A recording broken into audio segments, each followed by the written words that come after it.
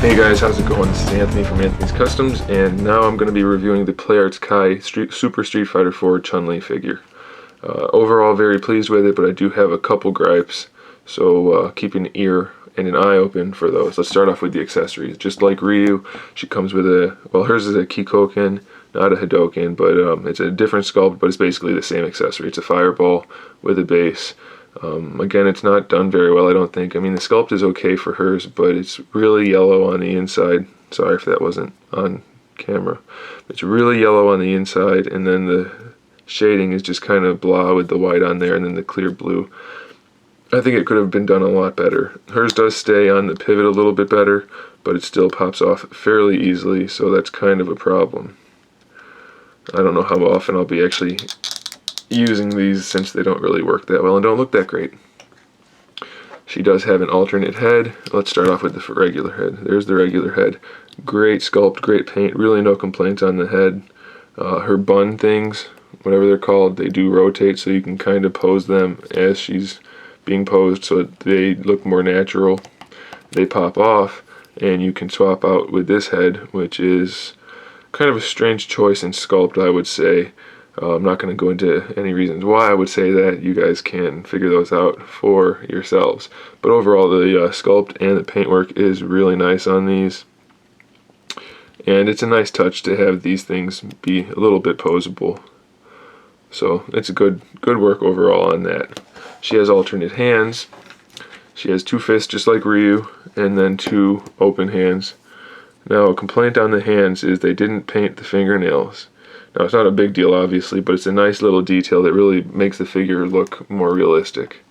My other complaint is that, unlike Ryu, which this part's not the complaint, but as you can see, she can use the ball joint in her wrist, unlike Ryu. But if you, let's hope it doesn't break, if you try to swap them out, the wrong part comes out. The peg stays with the hand.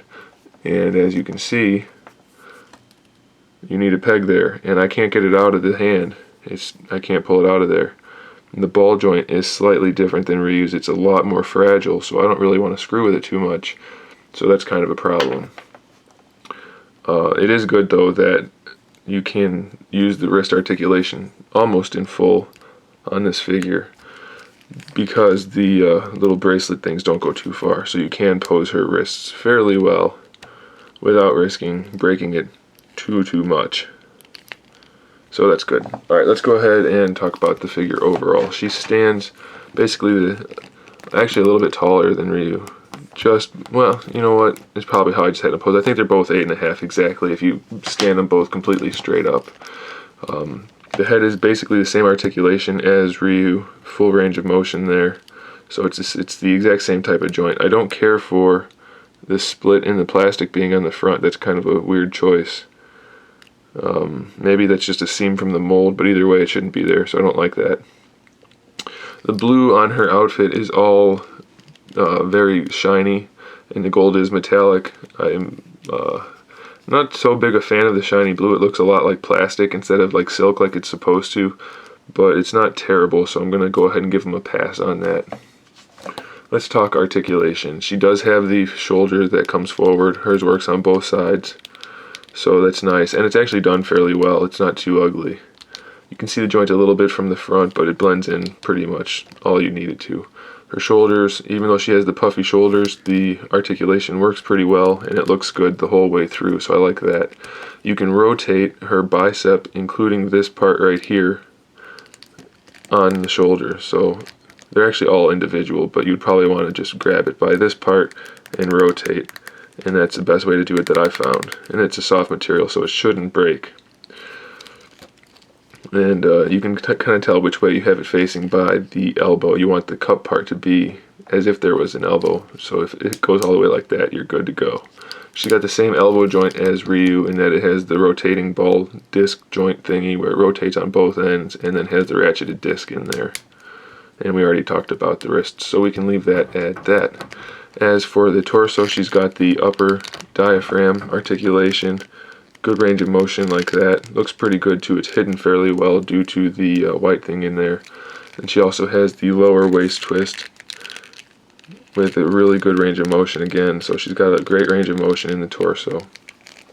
This is free floating to not impede articulation, but her hip joint is really not a good design. I think it's pretty ugly.